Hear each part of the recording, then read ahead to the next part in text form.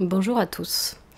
Alors moi j'adore me relier à une forme de spiritualité en quelque sorte, même si c'est un mot que je n'aime pas trop employer. J'aime beaucoup toujours me rappeler qu'il se passe plein de choses au-delà de moi et ma petite personne, au-delà de nous les humains qui avons des égos un peu surdimensionnés, ou en tout cas mal placés, parce que parfois nos égos, c'est pas qu'il en faut pas de l'ego, c'est juste qu'il est très très mal employé. L'ego comme système de survie, c'est chouette, mais quand on s'en sert mal, c'est pas marrant. Alors du coup, moi j'ai plein de choses qui grouillent à l'intérieur de moi en cette période électorale et plutôt que de faire des leçons de morale depuis un endroit en moi où je suis aussi consciente que je n'ai pas tous les tenants et les aboutissants, et que je n'ai pas la vérité, la science infuse, mais j'ai quand même des avis. Alors plutôt que de faire tout un blabla qui va saouler tout le monde, bah j'avais juste envie de vous lire un petit texte que je trouve très parlant. Donc, allons-y. Ce texte, ça s'appelle « Agir ». Faites confiance à Allah, mais avant tout, attachez votre chameau. Dans le premier encart de cette histoire, voilà ce qui se dit. Cela se passe tous les jours. Vous auriez pu faire quelque chose, mais vous ne l'avez pas fait. Et vous vous servez de l'excuse que si Dieu voulait que ce soit fait, de toute façon, il aurait pu le faire. Ou bien vous faites quelque chose et espérez un résultat. Vous attendez, et le résultat ne vient jamais.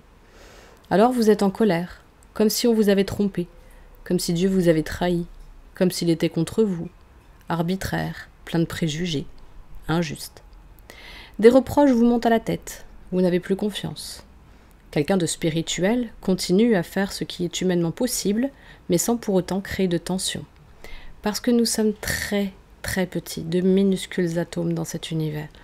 Cela complique beaucoup de choses. Rien ne dépend seulement de mon action.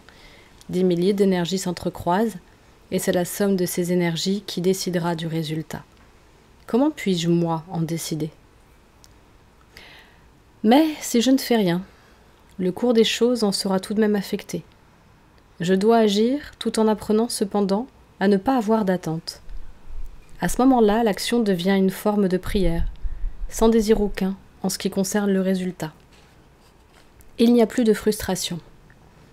Avoir confiance vous aide à ne pas rester frustré, et attacher le chameau vous aide à rester vivant, intensément vivant. Vous allez comprendre pourquoi on parle de chameau. Cette parabole soufie encourage la naissance de l'homme du troisième type, l'homme authentique, celui qui sait quand agir et quand ne pas agir, qui sait être un homme d'action lorsque c'est nécessaire, qui sait dire oui et qui sait être passif quand c'est nécessaire, et dire non, qui est totalement vigilant dans la journée et totalement endormi la nuit, qui sait comment inspirer et expirer, qui connaît l'équilibre de la vie. Fais confiance à Allah, mais avant tout, attache ton chameau. Cette phrase est tirée d'une petite anecdote. Un maître voyageait avec l'un de ses disciples, et ce dernier avait pour tâche de s'occuper du chameau. Ils arrivèrent de nuit, dans un caravansérail, fatigués. Le devoir du disciple était d'attacher le chameau, mais il ne s'en soucia pas et le laissa dehors. À la place, il pria simplement Dieu. « Prends soin du chameau », et il s'endormit. Le lendemain matin, le chameau n'était plus là. Volé ou perdu, on ne put le savoir. Le maître demanda « Qu'est-il arrivé au chameau? Où est-il passé ?» « Je ne sais pas, répondit le disciple. Demandez à Allah. Je lui ai dit de s'occuper du chameau. J'étais si fatigué, je ne sais pas ce qui est arrivé. Je ne suis pas non plus responsable, car je le lui avais dit, et très clairement. Impossible de se tromper. En fait, je ne le lui ai pas dit une fois, mais 3 fois. D'ailleurs, c'est ce que tu nous enseignes. Faites confiance à Allah. C'est ce que j'ai fait. Ne me regarde pas maintenant avec colère. Fais confiance à Allah, mais attache d'abord ton chameau, répondit le maître, parce qu'Allah n'a pas d'autres mains que les tiennes. Si Dieu veut attacher le chameau, il devra se servir des mains de quelqu'un. Il n'en a pas d'autres. Et c'est votre chameau.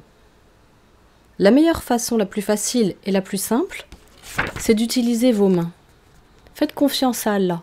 Ne faites pas seulement confiance à vos mains, sinon vous vous inquiéterez. Attachez votre chameau et ensuite faites confiance à Allah.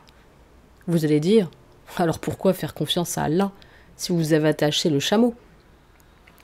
Parce qu'un chameau attaché peut aussi être volé. Faites de votre mieux. Cela ne rend pas le résultat certain. Il n'y a pas de certitude. Mais faites quand même tout ce que vous pouvez. Puis quoi qu'il arrive, acceptez-le. C'est ce que signifie attacher le chameau. Faites tout votre possible. N'esquivez pas vos responsabilités. Puis, si rien n'arrive, ou si quelque chose va de travers, alors seulement faites confiance à Allah. Il sait mieux que quiconque. Peut-être est-il préférable pour nous de voyager sans chameau. Il est très facile de faire confiance à Allah et d'être paresseux. Il est très facile de ne pas faire confiance à Allah et d'être dans l'action. Il est difficile d'être le troisième type d'homme. Faire confiance à Allah tout en restant actif. Car alors vous n'êtes plus qu'un instrument. Dieu est le véritable acteur et vous n'êtes qu'un outil entre ses mains. Je vous laisse méditer là-dessus. À bientôt. Salut.